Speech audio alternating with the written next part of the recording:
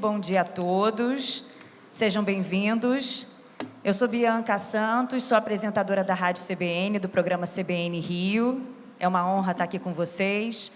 Quero agradecer a todos que nos acompanham aqui presencialmente no Palácio Pedro Ernesto e também aos que estão remotamente conosco pelos canais dos jornais O Globo e Extra, no YouTube, no Instagram e pelo canal Rio TV Câmara. Muito obrigada.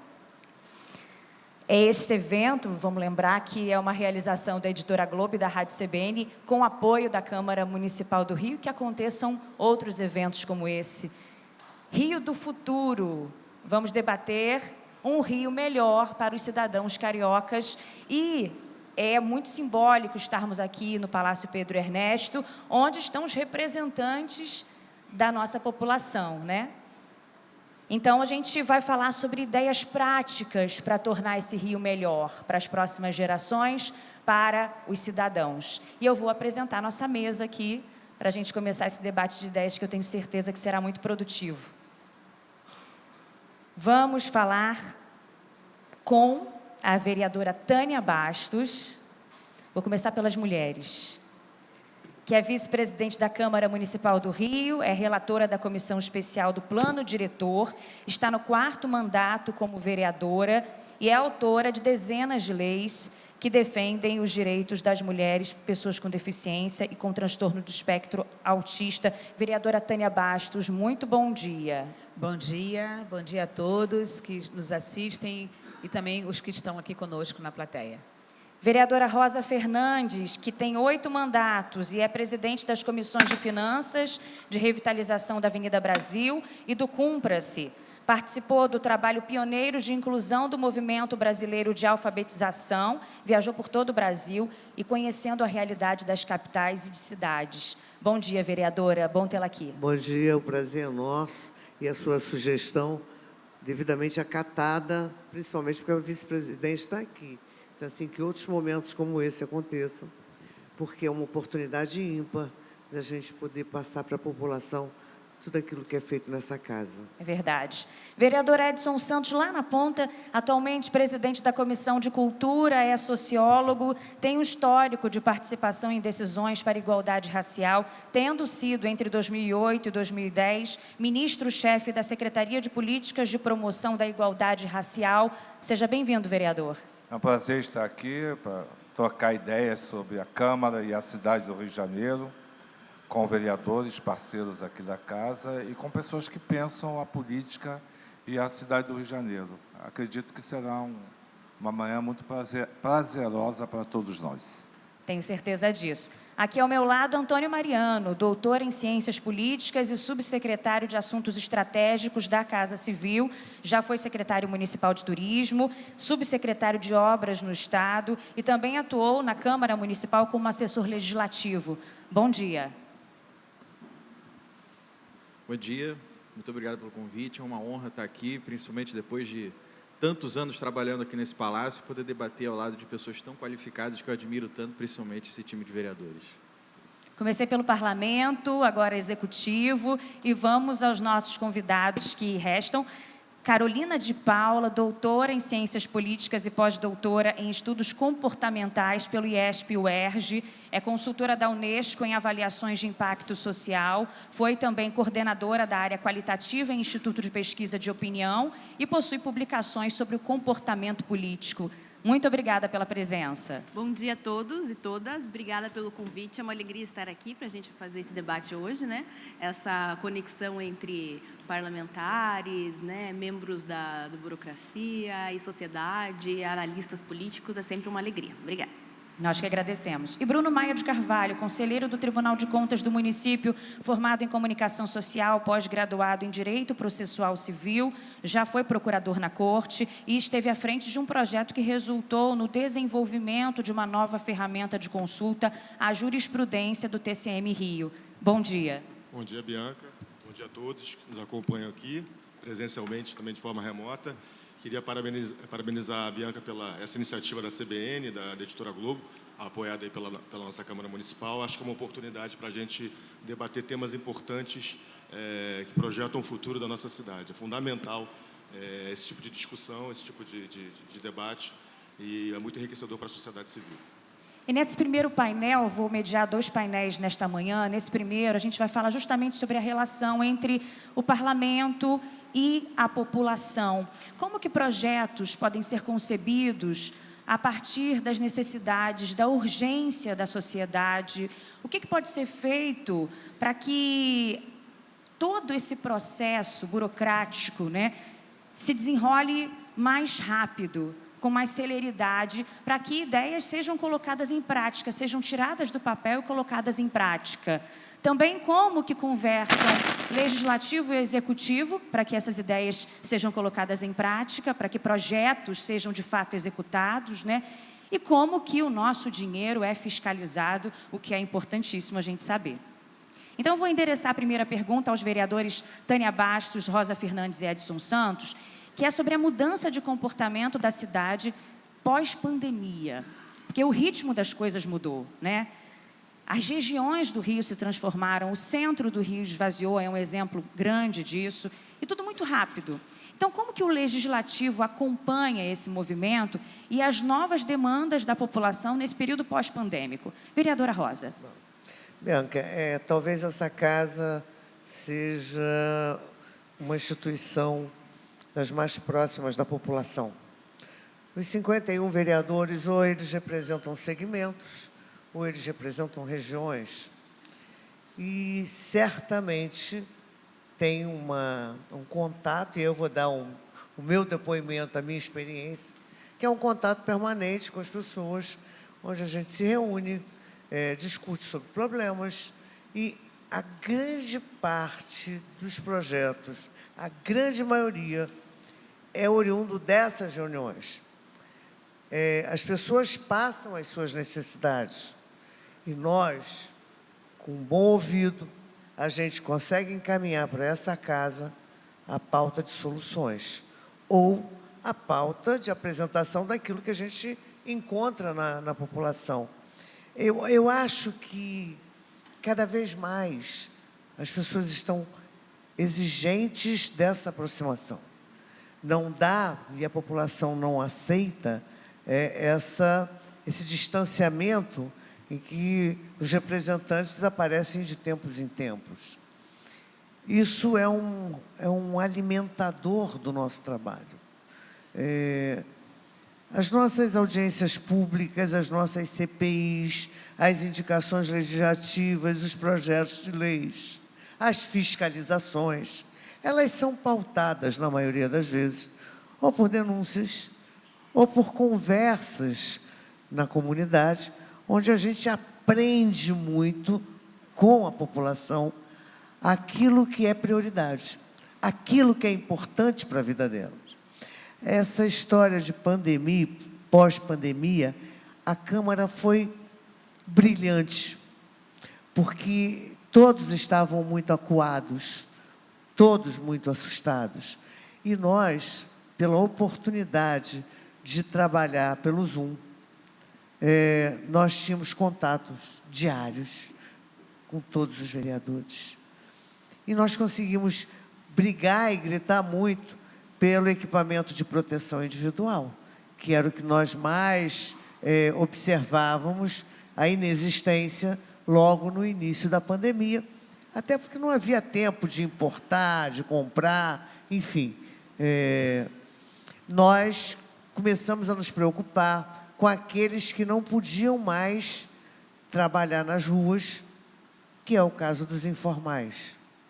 E nós tivemos a oportunidade de discutirmos e buscarmos caminhos para desonerar essas pessoas de pagamentos de taxas, de incentivar que elas pudessem ocupar e se reinventar nos seus trabalhos, de entregar alimentos, de entregar necessidades básicas de casa em casa, porque as pessoas não saíam. Então, eu acho que a gente teve um crescimento muito grande. E o pós-pandemia, que vem até os dias de hoje, a gente tem trabalhado muito nessa linha. Principalmente com um olhar voltado para aqueles que não conseguiram ainda se reinventar e se adequar a uma nova realidade.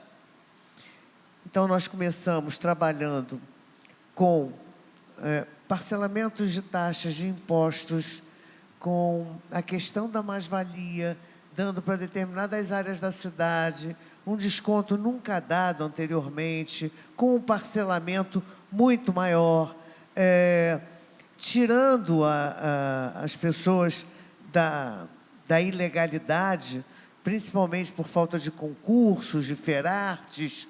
Essas pessoas passaram a poder trabalhar com um protocolo provisório, incentivando cada vez mais que essas pessoas pudessem produzir de uma outra forma, se reinventando para conviver com essa nova realidade. Não é fácil, mas se essa casa aqui não tivesse a oportunidade de estar tão próxima da população, talvez não tivesse uma representação tão significativa. Vereadora Tânia, na linha do que disse a vereadora Rosa, nesse pacote de aprendizados, né, do período da pandemia, fica uma atenção, um cuidado maior com a população mais vulnerável? Com certeza. E pegando aqui o gancho da Rosa, a gente viu o quanto que essa Câmara trabalhou, né, e a gente precisou se adaptar a um sistema que para a gente era desconhecido, né? Quando nós começamos a fazermos as nossas sessões, as nossas sessões ordinárias de forma remota. Então, foi uma adaptação bastante difícil para todos nós, tá? E conseguimos, sabe, de uma forma assim, bastante rápida, nos adaptarmos, tá? E como a própria Rosa falou, quando o vereador ele está muito na rua, atendendo, ouvindo o clamor da população, fica fácil da gente aqui conseguirmos, por exemplo, indicar alguns projetos de leis que vai ao encontro da população carioca, né? E quando você fala da questão da pandemia, eu quero aqui fazer rapidamente uma ressalva que partiu daqui, através até de uma colega nossa, a colocação da máscara. Ela já tinha sinalizado isso para nós, dentro do grupo: olha, é importante nós levarmos a população a se conscientizar que a máscara, né, ela tem que estar, eles têm que estarem nas ruas com essa máscara, e foi logo em seguida em que o Executivo fez um decreto obrigando toda a população a usá-la. Partiu também daqui, como a própria Rosa citou, algumas isenções, tá? Principalmente para o setor formal, porque muitas pessoas perderam seus estabelecimentos. Aqui no centro da cidade, como nós vimos, e ainda estamos vendo o reflexo disso, né? Muitas lojas fechadas, e aí entra o Executivo com o projeto Reviver, que para a gente foi muito importante, né? E agora trazendo aqui o centro da cidade com uma área mais residencial, e quando você traz essa área residencial, você também tem a oferta de serviços. Então, tudo isso é para uma retomada, porque a verdade é que a pandemia, ela acabou, porém, o reflexo ainda continua, né? Nós estamos ainda colhendo esses frutos, e aí a casa continua trabalhando ainda em prol dessa população que sofreu muito com essa questão.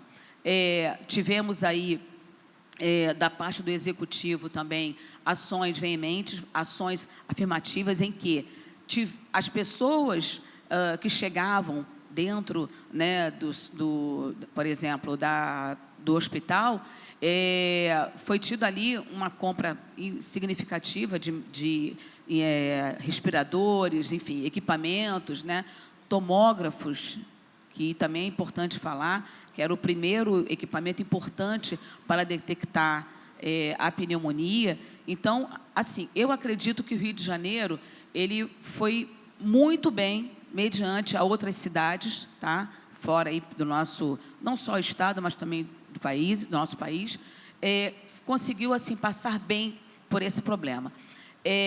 Tivemos muitas perdas, a gente sabe disso, infelizmente. Eu fui uma delas, e perdi meu irmão, né? Então, assim, a gente viu o quanto a população sofreu com tudo isso. Mas essa casa aqui trabalhou muito, e não deixamos de trabalhar durante a pandemia.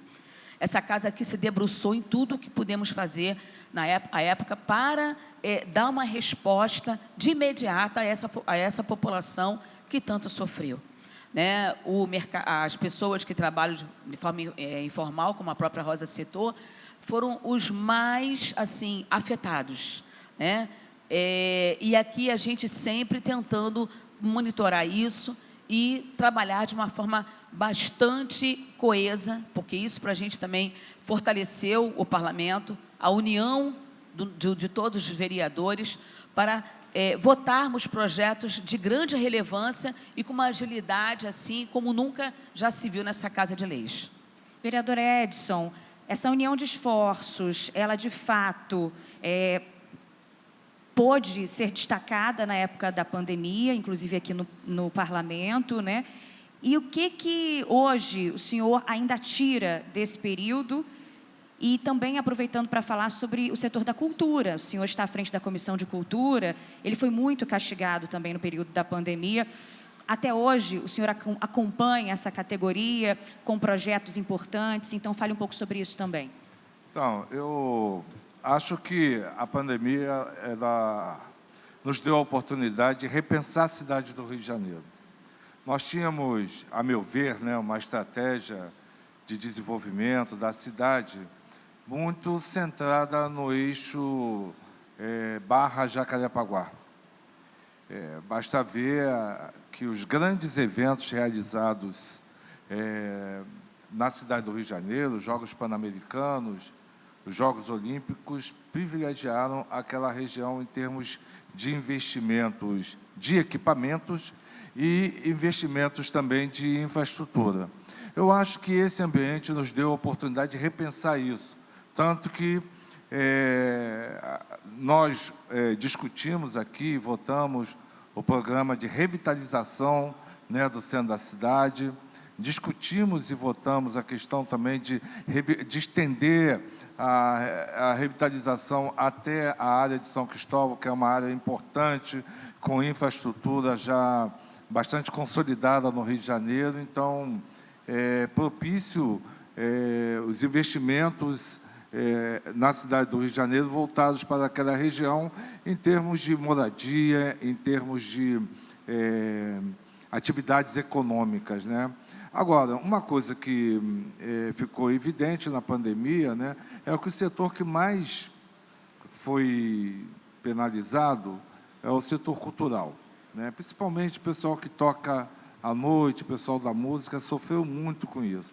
Nós tivemos algumas iniciativas, até federais, que ajudaram nisso. A Lei Aldir Blanc, que contemplou o segmento cultural com recursos importantes do governo federal, mas isso não seria possível se não fosse a parceria, né, da Prefeitura da cidade do Rio de Janeiro, né, e da Câmara Municipal. Nós, enquanto Comissão de Cultura, acompanhamos essa discussão, fizemos, dentro do possível, a interlocução do poder público com os produtores e fazedores de cultura na cidade do Rio de Janeiro. Esse é um processo que não se esgotou, esse é um processo que tem continuidade, né? Essa busca de diálogo, né? De buscar dotar esses segmentos de mais investimentos. E eu creio que o papel da Câmara e da Comissão de Cultura, ele se dá exatamente nesse campo, né, de pensar, de sistematizar experiências da sociedade, transformá-las em leis ou políticas públicas e manter uma interlocução constante, né, da sociedade civil com o Poder Executivo Municipal. Vou direcionar a pergunta na mesma linha para os nossos cientistas políticos, Carolina e Antônio Mariano, que também representam o Executivo, né? Traçando também um paralelo com esse período de transformações pós-pandemia, porque as demandas da população elas se tornaram mais urgentes. A gente percebeu isso também nas falas dos vereadores. E as cobranças ganharam força, como disse a vereadora Rosa. Na perspectiva de vocês, as discussões no parlamento acompanham esse senso de urgência da população e como manter esse senso de urgência vivo? Carolina. Eu acredito que o que acontece é algo que acentuou algo que sempre já existiu, né? Quando a gente vê a relação entre o representante e o representado, é o desejo da aceleração por parte do representado muito mais veloz do que o tempo da política, o tempo das discussões do parlamento, as discussões do próprio executivo. Então, a pandemia, eu acredito que ela trouxe isso, mas também ela traz benefícios. A gente, às vezes, tende a olhar um pouco para o lado negativo, mas eu avalio que, assim, a facilidade com a qual a gente já vinha passando do uso das tecnologias, do uso das redes sociais, para que a gente consiga ouvir mais, na linha do que a vereadora Rosa falou, né? Então, esse contato direto que a política faz, esse contato presencial, o online, ele acentuou isso também, né? A pandemia obrigou com que todo mundo, até a gente como pesquisador acadêmico, como cientista político, a gente precisou transformar as nossas pesquisas que eram muito presenciais e tinham também um tempo muito mais demorado para a gente conseguir fazer mapeamentos, conseguir fazer levantamentos. A necessidade com a qual os cidadãos e toda a sociedade brasileira e mundial teve que se colocar online, então ela favoreceu com que esse tempo fosse acelerado. Claro que ainda existe, né, digamos assim, um gap entre o tempo da política, das discussões, das deliberações da casa, que é até saudável, que a gente sabe que nada não é necessariamente prejudicial, que a gente tenha um tempo mais demorado para as reflexões, mas o cidadão ele conseguiu se aproximar cada vez mais. Eu faço muita pesquisa de opinião qualitativa no Brasil inteiro e aqui no Rio de Janeiro também, e a gente sente isso. Então, a pandemia trouxe, de fato, esse senso de urgência, mas também ela conseguiu inserir pessoas que ficavam mais afastadas, que não tinham tanta condição, muitas vezes, de participar de um encontro presencial com políticos locais, que é extremamente necessário, mas a gente sabe que a dinâmica de trabalho, a dinâmica da vida, do dia a dia, muitas vezes impede, né, que as pessoas participem da política de um modo presencial. Então, eu acredito que isso vai facilitou, e a gente precisa agora ajustar, né, fazer esses ajustes também, dentro de algo que a gente acho que vai ter tempo de conversar aqui, no sentido de uma educação política, né, do entendimento de qual o papel de cada poder, de qual o papel de cada representante, né, para que o cidadão também consiga fazer as cobranças necessárias, que é algo que a gente ainda vê que muitas vezes é colocado em lugares diferentes, né. Então, acho que isso a gente precisa ainda evoluir bastante. Antônio Mariano. Eu acho que a sociedade ela tem que entender, em primeiro lugar, concordo com o que a Carolina disse, enfim, acho que a pandemia foi um ponto fora da curva, que obviamente a gente trouxe um senso de urgência muito grande aos debates dentro do parlamento, não só do parlamento, mas do executivo, do judiciário de maneira geral, mas acho que a gente também tem que entender um outro ponto, que o que é discutido aqui dentro, principalmente aqui dentro do legislativo, dentro do parlamento, de falar, é algo que afeta a vida de 6 milhões de cariocas, quase 7 milhões, de uma maneira muito perene, muito permanente.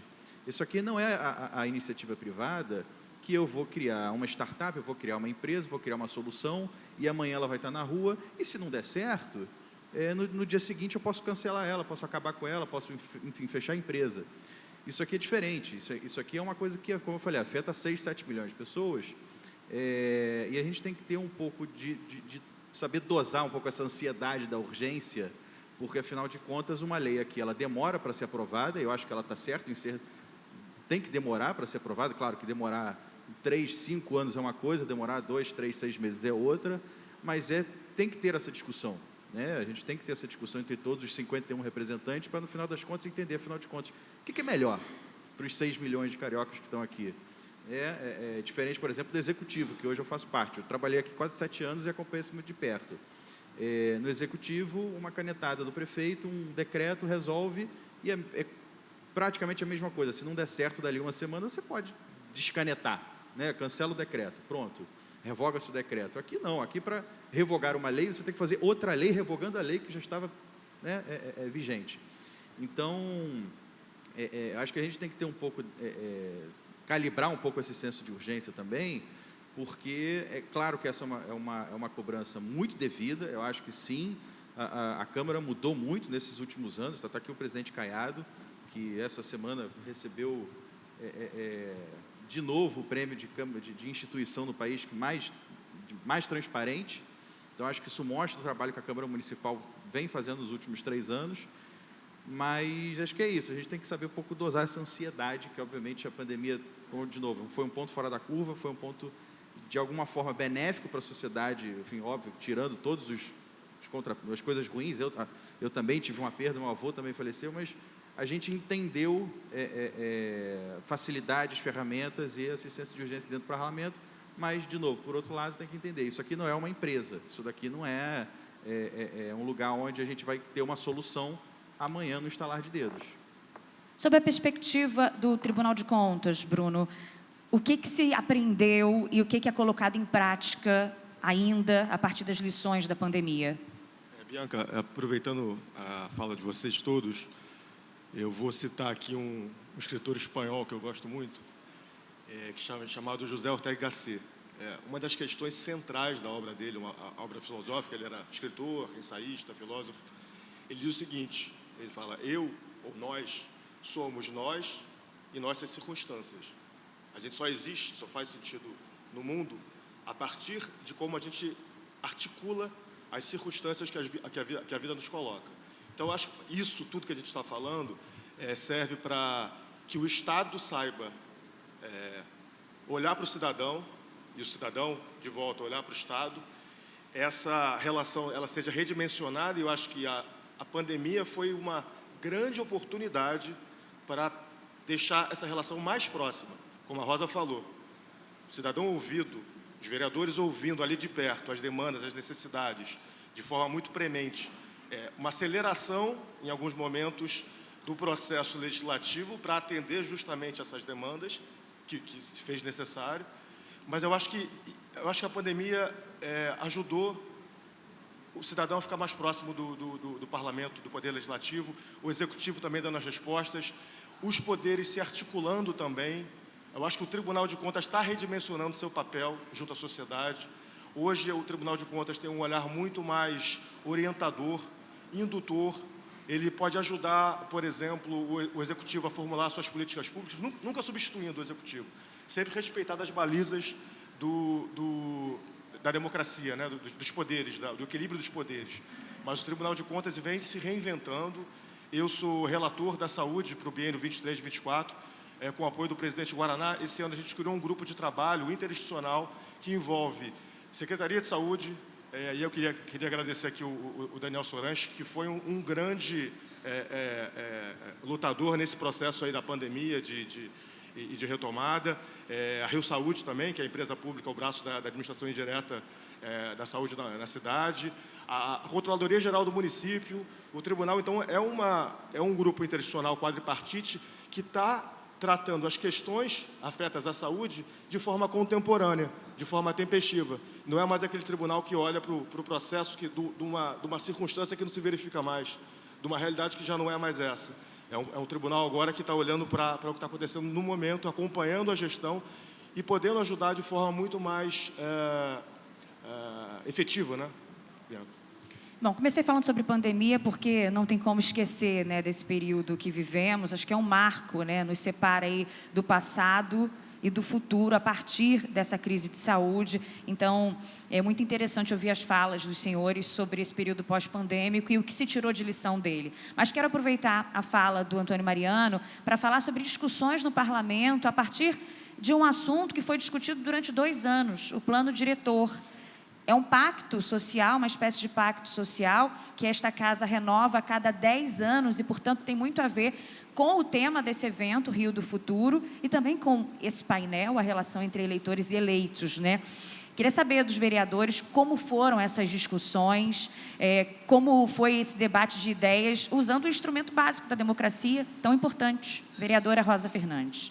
Bom, considero o plano diretor um símbolo dessa casa, daquilo que a gente deseja até do Rio do Futuro. Na verdade, essa casa deu uma demonstração de qualificação, de competência, de compromisso e de dedicação.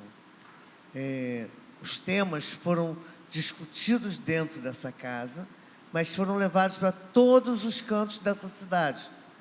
Então, as pessoas tiveram a oportunidade de debater sobre o plano diretor, sobre aquilo que mais lhe incomoda ou mais é desejado, mas tiveram essa oportunidade. É claro que de uma maneira ainda tímida, porque nós desejaríamos que fosse feito em termos de participação. Mas as pessoas participaram. Os vereadores implementaram esforços para que as pessoas pudessem ir até os locais debater diversos temas apresentados. Então, assim, eu acho que a Câmara tem a cada dia se superado. Se nós avaliarmos o plano diretor de 10 anos atrás, foi muito diferente de agora. A participação, a dinâmica, a disponibilidade dessa casa em fazer mais, melhor, com transparência e com participação da sociedade. E não participou, não discutiu quem não quis, ou quem não sabia, ou quem não teve a oportunidade de estar aqui, mas foi ofertado isso. Nós tínhamos reuniões abertas, nós discutimos de portas abertas, não só para o poder público participar, mas também para a iniciativa privada, para a sociedade de um modo geral. Eu acho que a gente deu uma demonstração de vontade de trazer cada vez mais a transparência e a participação da população. Eu me sinto muito honrada, muito orgulhosa de ter participado desse processo. Temos muito que aprender, temos muito que avançar, mas eu acho que já demos um grande passo em relação ao Rio do futuro. Vereadora Tânia, qual a importância desse documento que vai nortear as políticas públicas na próxima década? Bom, o plano diretor, para mim, foi assim um divisor de águas como pessoa e também como parlamentar. Primeiro, como relatora, a gente conseguiu aí, com muitos esforços, analisarmos 1.667 emendas, entre emendas e subemendas. Foi árduo o trabalho. Vou dizer para você, Bianca, que foi muito árduo, mas também foi um grande aprendizado. Na pessoa do nosso presidente Carlos Caiado, nós trouxemos para dentro desse plano diretor não só a sociedade civil, com essas nossas discussões na ponta, né, em loco, e também aqui na própria Câmara, mas o Ministério Público, que é muito bom frisar isso. O Ministério Público esteve conosco, representante do Ministério Público, representante da sociedade civil organizada, representante de instituições. Então, assim, para a gente foi um trabalho que tivemos, assim, eu posso dizer, várias mãos. Foram várias mãos que construíram esse plano diretor. O plano diretor não ficou só na comissão, nos membros da comissão, mas sim com várias pessoas da sociedade, com várias pessoas de órgãos importantes, né, que também participaram. E eu tenho certeza que, óbvio, todos os projetos, muitas vezes, não são unânimes em termos de aceitação. Mas, né, a gente viu o quanto a sociedade participou. E para a gente foi importante isso. Além disso, deixamos um link aberto para que, mesmo aqueles que não puderam participarem nos seus bairros, mas que eles pudessem encaminhar para a gente as sugestões. Então, dali, os próprios vereadores, os 51 vereadores, ao analisarem também essa demanda que chegou até a gente, dali partiram as nossas emendas, né? Eu vi o quanto também a equipe técnica da Câmara se prontificou em nos ajudar, tá? Eu sou pedagoga, eu não sou engenheira, nem arquiteta, nem ambientalista, mas eu tive uma equipe técnica junto comigo que nós fazíamos assim umas discussões muito acirradas, por sinal, tá? E discussões essas que a gente entendeu o seguinte: olha, vai impactar na vida do cidadão de uma forma boa, né, benéfica. Então, vamos trabalhar em cima dessa emenda, vamos ajustar da forma que tem que ser. Temos uma emenda da favela, que eu quero aqui citar, que é muito importante, porque traz uma política pública para dentro das comunidades de forma que nunca existiu antes. Tá? Então, é bom frisar, porque às vezes as pessoas, mas o plano diretor, ele ficou muito voltado para o adensamento, né? Ficou muito voltado para instituições, enfim, de engenharias, né? Os grandes comerciantes, enfim, não. Trouxemos uma pauta importante que foi para as pessoas mais vulneráveis. E isso eu tenho que deixar registrado, porque foi de suma importância. E a gente fez várias adequações, porque essa emenda da favela era muito grande, tinham vários artigos, né? E ali a gente conseguiu fazer algumas adequações que foram ao encontro da necessidade da população carioca. Fiz uma entrevista recente com a secretária de Meio Ambiente, Tainá de Paula, que se licenciou para participar das discussões do plano, e ela destacava esse capítulo dedicado à favela até como uma reparação à história do plano diretor, né? O senhor vê assim também, vereador Edson Santos, de como o senhor avaliou essas discussões sobre o plano? Olha, eu cheguei aqui à Câmara esse ano, então eu perdi grande parte das discussões, né, do plano diretor. Diria que eu peguei o final da festa, né? Mas eu tenho assim uma opinião de que o plano talvez tenha descido a detalhes demais. Ao suprimir-se no Rio de Janeiro os PEUs, os planos de estruturação urbana, e colocá-los, as questões todas dentro do plano diretor, talvez o futuro vai dizer se a gente não foi detalhista ao extremo. E tem também a preocupação com o método. Eu acredito aqui que os vereadores se empenharam muito, a comissão, com a vereadora Tânia aqui presente, trabalhou assim ao extremo para ouvir, para dialogar com vereadores e com a sociedade civil, mas eu acho que a centralidade deveria ter sido o plenário. E o plenário teve apenas um dia para fazer o debate do plano diretor. Eu acho que foi insuficiente a discussão de plenário do plano diretor, que, com certeza, se tivéssemos mais tempo, teríamos condição de aprofundar mais as discussões sobre o plano diretor.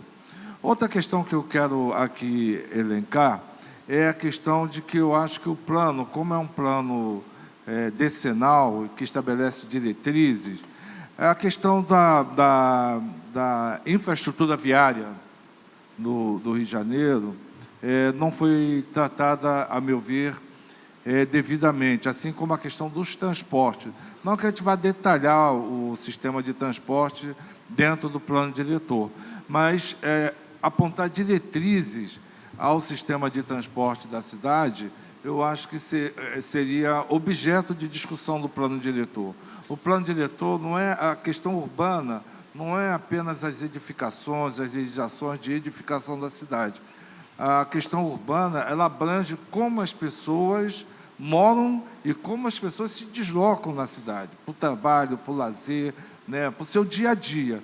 Eu acho que essa questão fica para o futuro. Eu coloco isso, Bianca, como um aprendizado daquilo Sim. que eu observei assim, do plano diretor, e se no futuro, daqui a 10 anos, ainda estiver presente aqui no plano terreno e na Câmara Municipal, eu pretendo contribuir dessa forma. E a população tem de cobrar, né? Tudo que está previsto no plano, nessa próxima década, é papel do cidadão também acompanhar, monitorar, e da imprensa também cobrar que as ideias saiam do papel. Bianca, posso fazer um complemento? Sim. É claro que o vereador Edson tem a expectativa, e isso é positivo, de ter o melhor, de fazer o mais perfeito possível, com a maior participação em debates, mas nós também temos limitações. Nós aprendemos a cada enfrentamento desses desafios. E essa casa fez o debate não no plenário, mas o debate foi permanente nas salas das comissões. Os debates aconteceram em vários momentos, em vários lugares. A dinâmica da cidade não vai permitir nunca que tenhamos um plano acabado. Nunca. Então, assim, se nós ficássemos mais um ano debatendo, teríamos material para debate suficiente. Não esgotaria. Então, assim, eu entendo a angústia, eu também tenho, todos nós temos a angústia de fazer o melhor, mas a gente precisa ter um marco de parada disso, para que a gente possa entregar o produto que a grande maioria das cidades não conseguem entregar. Isso é um problema sério, eu acho que a gente tem que deixar isso registrado. A maioria das cidades do país não conseguem entregar o seu plano diretor da forma mais harmônica possível. E eu acho que essa casa deu uma demonstração de crescimento, de entendimento do papel, de qualificação e de busca de profissionais de toda a natureza, porque nós não somos especialistas, então nós somos generalistas, então a gente tem que buscar esses especialistas que entre eles mesmos não se entendem, graças a Deus, porque senão ia ser muito chato, todo mundo concordando com todas as posições, e a gente aqui como mediador dessa história toda, aprendendo cada vez mais e crescendo junto com a população que participa. Bianca, deixa eu só, desculpa, mas eu também preciso fazer aqui um minutinho para a gente otimizar o tempo, que eu estou aqui tá. Hoje, como vocês no plano diretor, correndo contra o tempo. Correndo contra o tempo. Não, mas quando se fala de debate dentro do plenário, tem que se aqui fazer esse registro que nós ficamos praticamente saindo daqui, acho que 00:30, que foi o último horário que a Câmara, que as portas foram fechadas ali do plenário. Tanto debate que aconteceu. Entendo os anseios do vereador, mas existem também alguns assuntos específicos que precisam serem apresentados através de leis. Porque aí a gente consegue fazer um debate maior, e não dentro dessa macro, que é o plano diretor, a gente pegar algo e colocar ali como micro. Então, existem, por exemplo, a questão do transporte. Tem que ser debatido mesmo, mas através de uma lei específica, para que aqui o próprio vereador faça as suas emendas, audiências públicas. Então, assim, o plano diretor é macro. A cidade é dinâmica, não vai parar nunca. Não vai parar nunca, Então, só para fazer esse registro. Vamos, então, seguir em frente e com o subsecretário de Assuntos Estratégicos da Casa Civil, para que ele olhe também para esse plano diretor, sob a perspectiva do Executivo, mas não pensando somente nesse documento, a partir dele, gostaria que o senhor nos falasse sobre instrumentos que possam romper o ciclo da burocracia. Para que propostas, por exemplo, que estão no plano diretor, tão importantes para a cidade, sejam colocadas em prática com maior rapidez? Olha, eu acho que isso nasce a partir de uma reflexão dos próprios gestores, A atual gestão do prefeito Eduardo Paz, por exemplo, a gente tem a Secretaria de Desenvolvimento Econômico, Inovação e Simplificação, que agora até mudou de nome, é Desenvolvimento Urbano e Econômico, mas ela tinha anteriormente até esse nome, Inovação e Simplificação, para mostrar de que a gente tem que tirar essas amarras burocráticas que muitas vezes são desnecessárias, Ontem, estava no painel aqui de ontem, eu não lembro quem foi que falou, que para abrir uma empresa é muito fácil, para fechar uma empresa você precisa de 100 assinaturas, inclusive do prefeito. Eu não sei se isso é um exagero ou não, mas dá para a gente ter uma noção de quão difícil é você conseguir empreender e você conseguir fazer certas atividades na cidade do Rio de Janeiro, no estado do Rio de Janeiro, enfim. Acho que aqui a gente cabe entender, olhar todos esses processos, o plano, diversas legislações urbanísticas, como foi dito aqui já várias vezes, são da década de 70. O Rafael Luiz Freitas, que foi o presidente da comissão, ele pontuou um exemplo que eu achei maravilhoso. Chega ao absurdo, que salão de cabeleireiro só podia até o 3º andar de um edifício comercial. A moça queria no 5º e não podia, foi negado o pedido. Então, acho que é isso, a gente ter uma reflexão de que, afinal de contas, o que isso aqui não vale mais? Né? O que é um absurdo aqui hoje em dia, em pleno ano 2023, em pleno século XXI? E a partir daí, acho que não só revisar esses processos, mas também criar incentivos, né? Criar algum incentivo econômico, algum incentivo, sim, qualquer um que valha. A gente tem que olhar de fato a política pública, entender qual é a demanda, mas criar incentivos também para que a pessoa queira investir, para que a pessoa queira não só investir, mas fazer alguma coisa em prol da sua cidade. Acho que é isso, cabe muito de uma reflexão do próprio gestor que está ali com a caneta na mão no momento. Carolina, eu gostaria de também saber a sua opinião sobre esse instrumento para tentar romper o ciclo da burocracia. Como modernizar a administração pública para acelerar os processos? Pois é, o que a gente, vendo do lado, né, que eu acredito que eu estou aqui para falar, né, que é o lado do cidadão também com o legislativo, né, com a burocracia, o que a gente escuta muito falar durante as pesquisas qualitativas que eu faço aqui no Rio e no restante do Brasil, é a dificuldade das pessoas conhecerem muitas vezes os instrumentos, né, terem esse acesso. E é claro que o que a gente vê é que, felizmente, a gente vê um crescente nesse sentido de disponibilização de ferramentas, seja de transparência, seja de facilidade, para que o cidadão se informe, né? Mas eu acho que a gente ainda precisa evoluir muito, melhorar muito, no sentido de que existe um tripé, né, a meu ver, assim, de evolução nesse sentido. A gente tem o tripé da transparência, que eu acho que isso é ponto consensual, todo mundo acha que é importante para a burocracia e para tudo mais, mas a gente também tem o tripé da participação e da educação política. Como é que a gente faz isso? Porque, assim, não adianta só que a gente tenha as ferramentas, a gente tenha os aplicativos, que a gente tenha as transmissões virtuais, isso é tudo muito útil, muito necessário. Só que a gente precisa que isso chegue até a população. Não é só uma questão assim, o cidadão não tem interesse, ele tem interesse, mas muitas vezes ele não sabe como fazer e não vê efeito disso também na sua vida, no seu dia a dia. Então, eu acredito que a gente precisa caminhar muito mais nesses dois outros tripés. Acho que a transparência a gente tem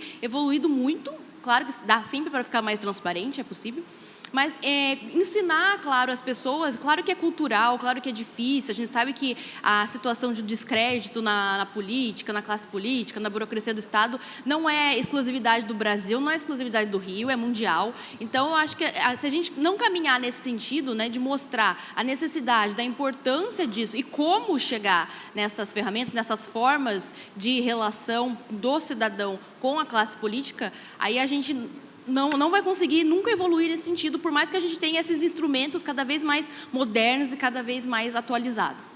Conselheiro Bruno Maia, o TCM é o guardião do nosso dinheiro, né? Ele auxilia a Câmara no controle da verba pública. E aí, pensando também nesses projetos que estão por vir a partir do plano diretor, vamos falar sobre também outros importantes aqui, que dizem respeito a áreas específicas da cidade. Mas como fiscalizar a aplicação dos recursos, a questão orçamentária, né? Antes de uma obra ser executada? Primeiro, dizer em relação ao plano diretor, que eu acho que é um instrumento importantíssimo, vital para a nossa cidade. A gente saber que vai ter como uma bússola ali para os próximos, pelo menos os próximos 10 anos, né, o plano decenal.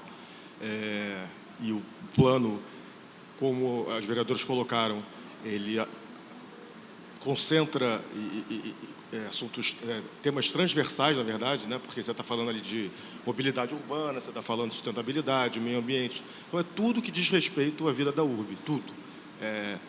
Ele não pode ficar esperando para ser formatado. Até porque ele é uma obra permanentemente inacabada, porque a cidade muda e os ajustes vão sendo sempre feitos. O importante é ter o instrumento balizador, um instrumento que traga segurança jurídica para o cidadão também. O cidadão saiba como ele pode se preparar para o futuro, minimamente, né? Minimamente falando. Então, assim, parabenizar a Câmara, que ouvindo aí o cidadão... Quantas audiências públicas foram, vereadora? 34, né? E nos bairros... Esse movimento, essa orquestração que foi feita pela Câmara para ouvir o cidadão, para trazer, para colocar no plano diretor as necessidades do cidadão carioca, isso é bonito de falar, lindo de ver, porque reflete, de fato, os anseios da nossa cidade e a capacidade do Estado de dar respostas eficientes para o cidadão de forma séria e tempestiva. Isso é fundamental, Bianca. Acho que tudo que a gente está falando aqui passa justamente por isso, pelo redimensionamento da relação do Estado com o cidadão e da capacidade desse Estado de dar respostas eficientes e efetivas para esse cidadão. Em relação ao papel do TCM, né, em relação à questão do orçamento, das peças orçamentárias, PPA, LDO, LOA, a LOA foi agora aprovada. O orçamento da cidade do Rio de Janeiro é um orçamento de um Estado, são 44 bilhões, me corrija se eu estiver errado, presidente Caiado, aumentou, né? Aumentou substancialmente em relação ao exercício anterior. Então, assim, o desafio grande também do Tribunal de Contas, que é fiscalizar tantos recursos públicos, né? E a dificuldade de fazer, por isso que o tribunal tem que se reinventar, por isso que o tribunal também tem que se aproximar da gestão, de forma republicana, se aproximar também, já é um parceiro natural do Poder Legislativo, da Câmara Municipal, mas também o tribunal criar mecanismos, novos instrumentos para que essa fiscalização seja eficiente e efetiva. A gente não participa só a gente participa também, está vendo, acompanhando, no momento em que o orçamento está sendo preparado, elaborado. Então, a atuação do tribunal, ela tem um cunho tanto preventivo e lá na frente também depois para de fato ver na ponta se os recursos foram corretamente aplicados. Mas é uma parceria, porque são todos atores de uma mesma municipalidade. Tribunal de Contas, Controladoria do município, as secretarias, a gestão, a Câmara Municipal, está todo mundo no mesmo barco, é a mesma administração pública. As caixinhas são só para efeito de burocracia, mas está todo mundo no mesmo sentido, na mesma direção, que é o atendimento ao acolhimento do interesse público. Isso tem que sempre prevalecer. Isso tem que prevalecer também em relação a essas eventuais diferenças que essas instituições tenham na sua vida cotidiana. Vamos falar agora, então, sobre alguns projetos específicos que podem mudar, de fato, a vida das pessoas. Eu quero falar sobre a Avenida Brasil do Futuro, né? E com a vereadora Rosa Fernandes, por onde passam 800 mil veículos dia, mas, ao mesmo tempo, é muito contraditório a gente ver a Avenida Brasil tão esvaziada, né? As margens ali da via. Então, há um projeto que a senhora lidera de revitalização da Avenida Brasil. Quais são os pilares dele? O que, de fato, pode mudar a vida do cidadão a partir dessa proposta? Eu gosto quando você enaltece a importância desse corredor. Na nossa concepção... Por onde passa a história de vida, né? De milhares de cariocas e fluminenses. E a gente se ressente de ver em outros lugares... os principais corredores arrumados. E a Avenida Brasil vem numa decadência histórica e que as pessoas saíram, desistiram, não apostaram mais na Avenida Brasil. E o ponto principal de tudo isso é a falta de segurança. Por mais que a Prefeitura incentive, por mais que nós possamos discutir, apresentar projetos fantásticos, se nós não tivermos a parceria do Governo do Estado e do Governo Federal para entrar efetivamente na Avenida Brasil, nós vamos morrer na praia. Nossa primeira decisão, ao montarmos a comissão, foi encaminhar ao Plano Federal de Vigilância a necessidade de incluir a Avenida Brasil em todo e qualquer planejamento de segurança da cidade do Rio de Janeiro. Bom, a partir disso, e a gente apostando que nossos entes têm as mesmas preocupações e ansiedades, a gente precisa acreditar nisso. Elaboramos algumas propostas que não se esgotam. Não se esgotam com o plano diretor, não se esgotam com as leis de incentivos fiscais, mas uma constante, e a equipe muito motivada, o grupo de vereadores muito motivados, para que esse trabalho possa continuar a partir de fevereiro, percorrendo esse corredor com um olhar mais bem definido. Nós conseguimos fazer uma visita que eu considero muito importante, que foi em volta do terminal rodoviário, Novo Rio. E nós ficamos muito preocupados com aquilo que assistimos de perto. Porque a gente passa de carro, às vezes não tem muita noção exata daquilo que acontece ali. Quem desce do ônibus na Novo Rio tem que ser atleta ou andar com segurança. Porque você atravessar aquelas pistas com uma maleta da menor possível, você certamente terá problemas. Os ônibus não têm um alinhamento que deveria ter. Sai ônibus de dentro da rodoviária, ônibus que circula ali na porta, táxi, Uber, as pessoas que naturalmente passam de carros, o informal, população de rua. Tudo que a gente possa imaginar, a gente encontra no terminal rodoviário. É uma realidade dura que vivem muitos cariocas e fluminenses no dia a dia, mas a partir desse projeto, o que pode se tornar realidade, vereadora? Bom, então chamamos o secretário Arraes para apresentarmos aquilo que a gente observou, a importância de fazer um trabalho mais integrado com o terminal rodoviário, entrando pelas ruas secundárias e fazendo um trabalho de organização, mas também de regularização daqueles que estão trabalhando na informalidade, de cuidar da população de rua que fica em rodoviárias, em igrejas, em hospitais, por se tornarem espaços mais seguros para eles que estão na rua. Então, é um trabalho que a gente vai precisar aprimorar durante o próximo ano. E aquilo que a gente tem conversado com o prefeito. O trânsito está caótico, claro, agora começa a melhorar, porque as coisas estão ficando mais definidas. Mas a gente precisa cuidar da infraestrutura também. A iluminação é ruim, a iluminação de calçadas é muito ruim. A gente não consegue ver, por exemplo, uma atuação de limpeza urbana constante na Avenida Brasil. As sarjetas são sempre com alagamentos, a gente precisa cuidar um pouco desse pavimento.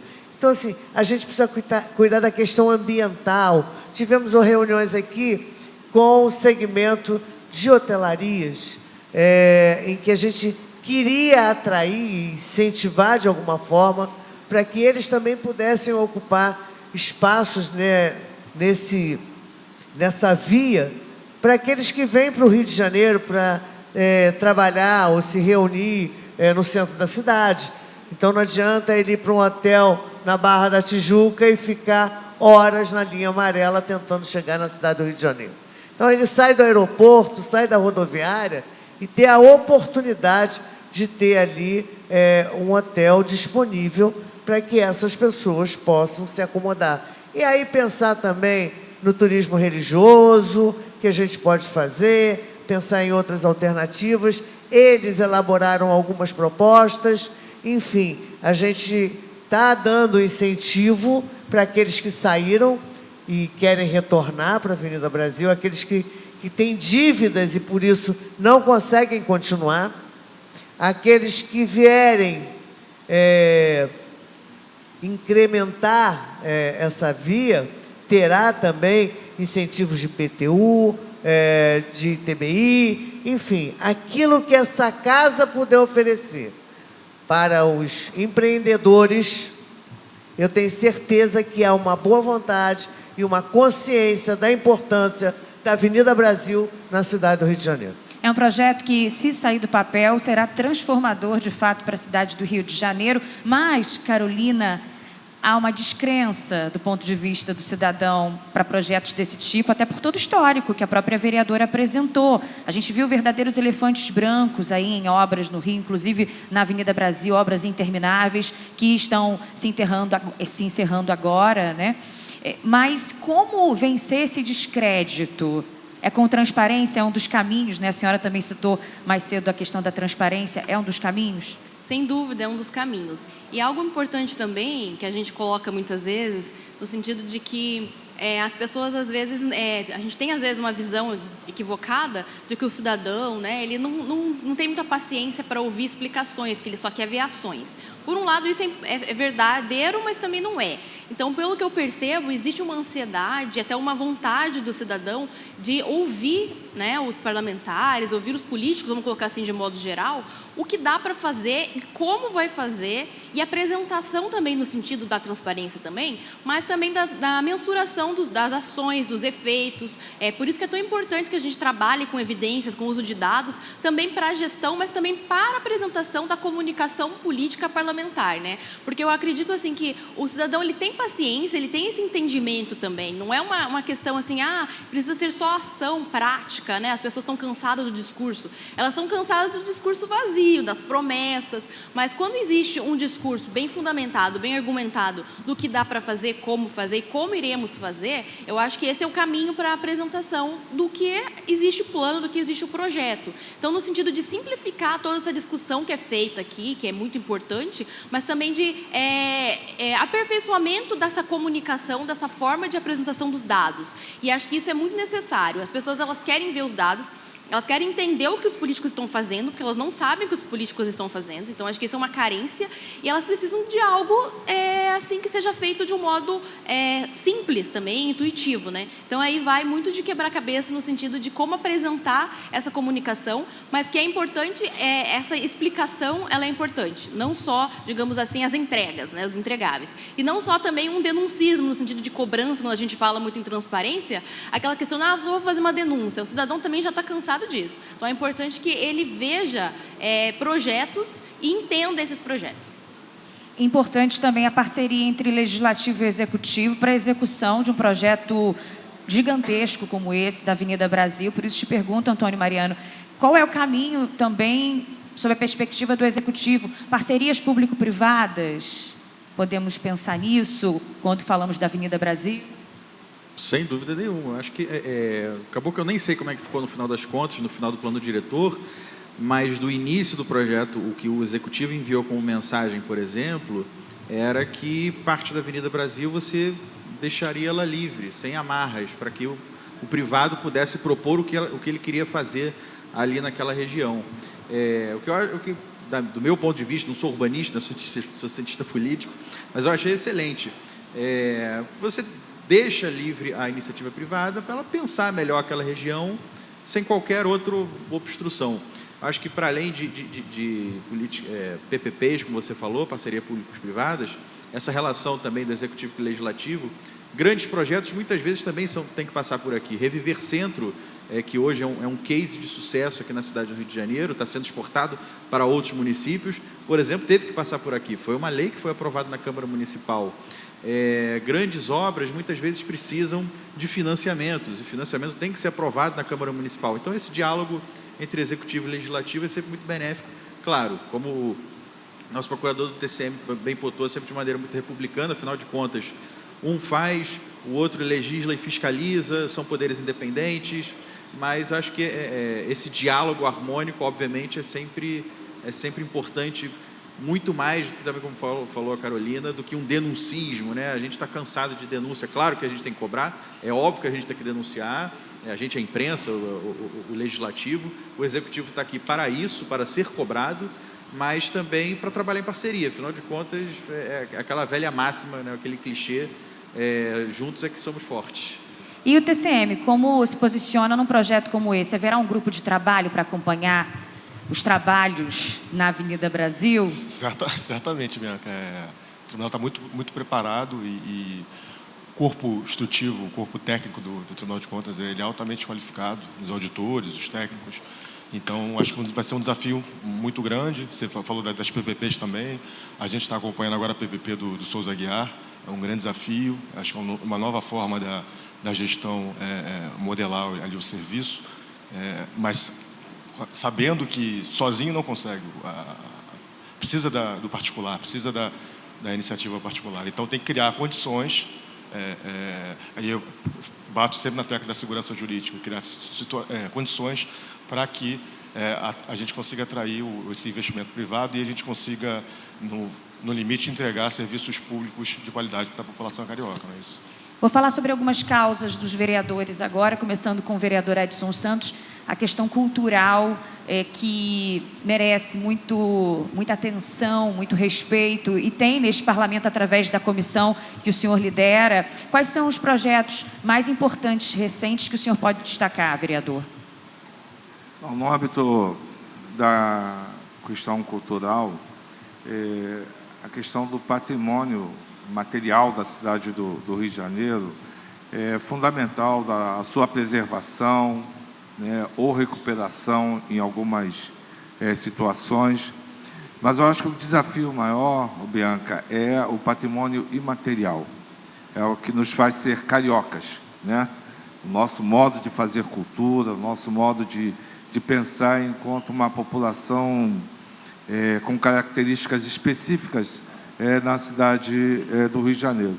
Eu penso que a gente vai precisar construir uma política de um apoio mais efetivo e até mesmo material a esse patrimônio imaterial, que é o samba, é o choro, são as manifestações culturais de nossa cidade, a capoeira. É preciso haver uma política pública de apoio a esses fazedores de cultura que fazem o Rio de Janeiro ser essa beleza de diversidade cultural que é. Eu acho que é exemplo do que o IFAM ele faz em nível nacional, e o INEPAC aqui em nível estadual, a gente tem que criar instrumentos de apoio efetivo a esses segmentos culturais na cidade do Rio de Janeiro. Eu acho que esse é o desafio. Vereadora Tânia, a senhora tem um trabalho voltado para causas das pessoas com deficiência, com espectro autista também, e é uma parcela da população que sofre com muito preconceito, com dificuldade de acesso a serviços, e precisa também de muita atenção neste parlamento. Quais os projetos de lei de sua autoria a senhora pode destacar para beneficiar esse público? Então, eu conheci a Família Azul em 2010. A ONU, em 2007, criou o Dia Internacional pela Conscientização do Autismo, que era o mês de abril, né? Dia 2 de abril é o Dia Internacional. Então, em 2010, eu conheci essa família, então o autismo ainda não era muito divulgado por ninguém. Nem a população sabia direito, nem a imprensa também divulgava. Então, através desse mandato, nós conseguimos, então, fazermos com que essas famílias, primeiramente, tivessem voz e vez na sociedade. E aí criamos o projeto de lei, o projeto, no caso, como já existia o internacional, a gente colocou o municipal, né? O dia 2 como dia municipal da conscientização do autismo, para que fosse uma política pública para que os governos, sejam eles quais forem, já começassem a falar, a fazer várias atividades em prol da causa. Além disso, nós criamos a caminhada em prol da conscientização, que já ocorre há 12 anos, tá? Melhor, 13 anos, porque com a pandemia a gente deu uma parada, mas são 13 anos de caminhada em prol da conscientização, e lá no Leblon foi a primeira caminhada que nós organizamos. Iniciamos aí com cerca de quase 100 pessoas, e depois já chegamos agora em 2023 com aproximadamente 7.000 pessoas nessa caminhada, ou seja, expandiu bastante. E um projeto de lei que eu tenho, ou melhor, uma lei que eu tenho, sancionada em 2016, foi a lei do lacinho. Essa, para mim, é o meu xodó. Por que o meu xodó? Porque essa lei ela foi criada para que, em todas as placas preferenciais, que tem ali criança de colo, né, o idoso, né, a mulher grávida, também tivesse o laço que simboliza mundialmente o autismo. E aí nós conseguimos uma parceria muito grande com os supermercados, que no caso foi a SERJ, a Associação de Supermercados do Estado do Rio de Janeiro. Conseguimos também uma parceria, porque às vezes a lei ela é criada, né, ela é sancionada, e fica um pouco, as pessoas não entendem, poxa, mas existe uma lei, mas ninguém cumpre, por exemplo. Então, o que eu fiz? Eu peguei a minha lei, botei embaixo do braço, porque eu entendo que o autismo você tem que ter conscientização, você tem que ter respeito por essas famílias. Então, não cabia a mim fazer uma lei onde, um projeto de lei onde teríamos, por exemplo, que multar os estabelecimentos que não cumprissem. Então, nós fomos até os estabelecimentos e pedimos para que eles cumprissem essa lei. Então, hoje, temos nos supermercados, inclusive nos aeroportos, porque eu estive na Infraero, que fica aqui no Santos Dumont, que ainda tem uma boa parcela dos aeroportos, ainda tem, e nós conseguimos com que essas famílias tivessem mais dignidade. Então, numa fila de supermercado, dentro dos aeroportos, né? Hoje até, inclusive, tem uma sala específica aqui no aeroporto de Santos Dumont, uma sala multissensorial, e você vê a importância da conscientização, tanto é que um administrador, ele entendeu que as famílias precisavam de um lugar específico para ficar ali aguardando o voo, né? Então, assim, a Marinha do Brasil, que hoje tem no seu calendário oficial um dia de fuzileiros navais para as pessoas com autismo. Então, tudo isso partiu da nossa lei. E, vereadora Rosa Fernandes, gostaria de falar com a senhora também sobre a comissão Cumpra-se, porque falamos muito sobre destravar o ciclo da burocracia, e eu acho que, na prática, ela diz respeito a isso. É um trabalho importante que atende à necessidade do cidadão de ter leis respeitadas e com trabalhos nas ruas. As leis, muitas vezes, ficam só no papel, a gente sabe disso, infelizmente. Como que é o funcionamento dessa comissão? Como é que é a dinâmica de funcionamento dessa comissão? Bom, primeiro dizer que os parlamentares trazem para essa casa as demandas que eles encontram nos seus contatos, nas suas reuniões, no seu dia a dia, e que tem um desafio de elaborar e aprovar uma legislação daquilo que ele entende ser uma demanda importante. Ele aprova e não tem nada mais frustrante do que ver aquilo que você aprovou não ser aplicado.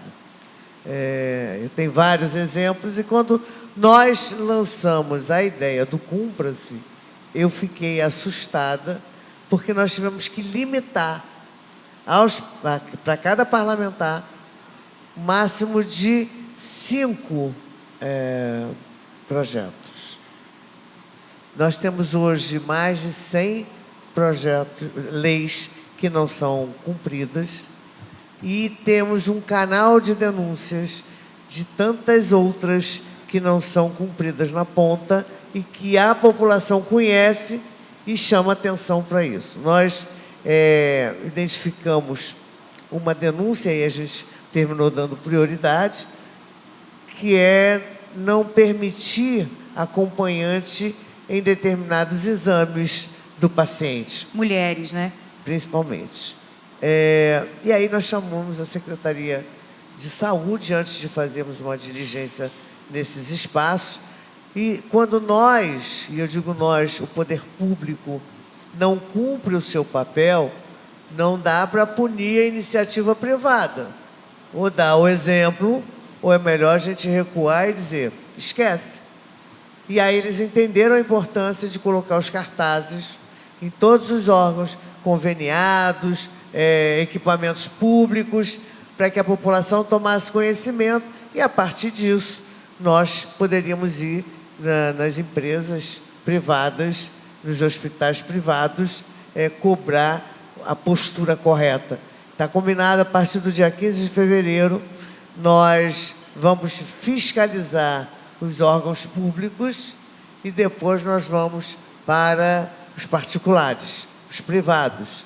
E tivemos também a oportunidade de identificar, também nos informais, na Ferarte, que vários estavam trabalhando de forma irregular, com liminares, apesar da lei existente produzida nesta casa, conseguimos, com a Secretaria de Ordem Pública e Secretaria de Cultura, publicar a existência dessas pessoas que já trabalham há mais de 10 anos, na verdade, a grande maioria já trabalha há mais de 20, 30, e não tem ainda legitimidade, e publicado, eles estariam amparados até que um novo concurso surja e elas possam estar efetivamente legalizadas dentro daquilo que preceitua a legislação.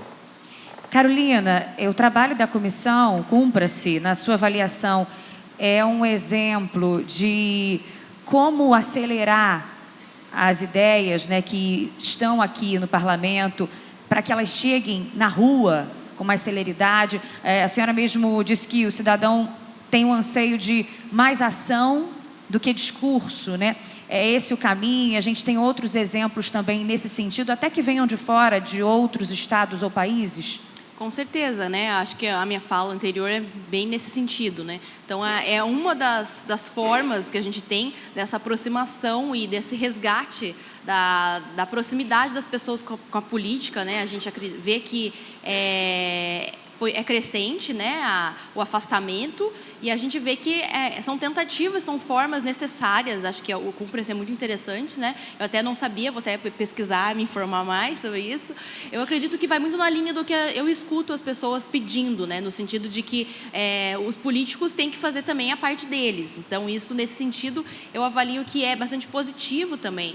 E é importante também que, de novo, né, é uma chave que a gente bate o tempo todo, mas que é importante a forma de comunicar isso também para o cidadão. Muitas vezes, quando eu faço pesquisa de opinião qualitativa, as pessoas, eu dou alguma informação de algum projeto, de algum mecanismo que já exista, as pessoas, elas não conhecem. Então, assim, é algo que acho que é um desafio que a gente tem, assim, como sociedade, como político, como sociedade civil, de informar também esse tipo de ação, né? A gente sabe que não é fácil, que é difícil. A comunicação legislativa, ela é um desafio ainda maior que a comunicação do executivo, que as pessoas conseguem acompanhar de uma forma mais centralizada, numa figura, numa pessoa, na imagem do prefeito, né? O trabalho do legislativo é muito mais difícil de ser acompanhado. Então, eu acho que é uma das formas, né? E a gente vê, claro, exemplos, como você falou, em outros lugares do mundo, no próprio Brasil também, portal da transparência. A gente sabe que existe outras formas também de transparência que são bastante significativas. Noruega, né? Canadá tem plataformas nesse sentido de controle pelo próprio cidadão dos impostos, né? Fácil, né? Então, e é muito usado. Então, acho que a gente vai no sentido de implementar e divulgar. Acho que é isso que a gente precisa fazer. A gente começou falando sobre a questão da pandemia, né, como ela modificou o pensamento do cidadão também, que se envolve mais com política atualmente. Ações como essa, Antônio Mariano, explorando o seu lado também como cientista político, né, podem contribuir para que haja um crédito maior da população com o parlamento, com o legislativo? Não, sem dúvida. O meu doutorado foi justamente aqui à Câmara Municipal. Eu fiz diversas entrevistas, fiz pesquisa com a população e eu senti ali, tanto de um lado como de outro, uma vontade de participação.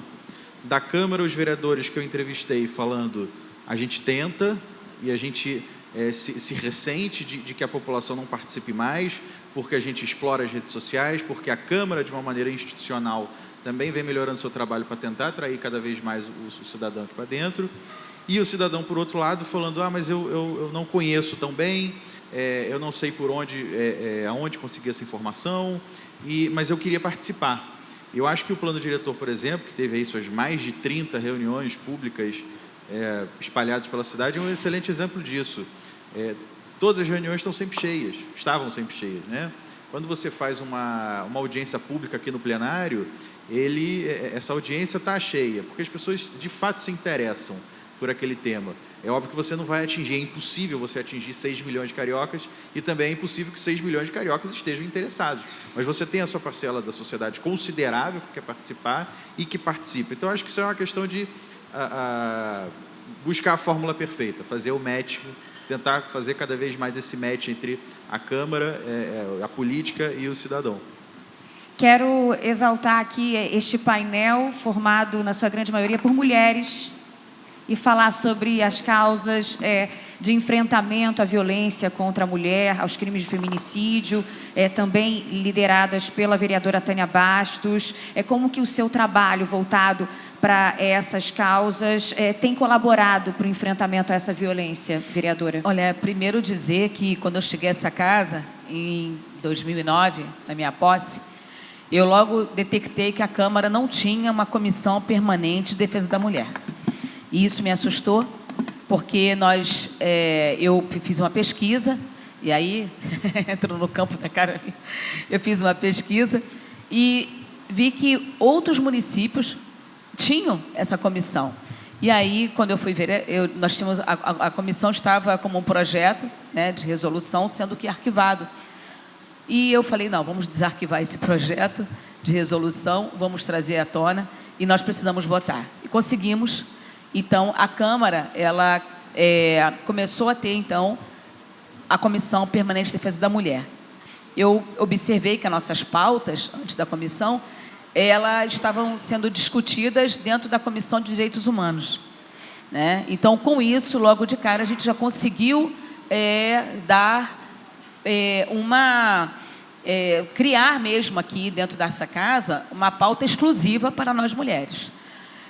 Posteriormente, começaram-se os trabalhos, e aí uma das leis que eu acho muito importante é a questão da divulgação, do debate dentro da sala de aula, porque através, desde pequeno, desde criança, que tem que se discutir isso, porque a criança, ela vê muitas vezes as brigas, ela está dentro de casa convivendo com a violência, né? Então, nós criamos o projeto de lei, que hoje é uma lei, onde do 5º ao 9º ano, as escolas públicas, elas precisam debaterem a questão da violência contra a mulher.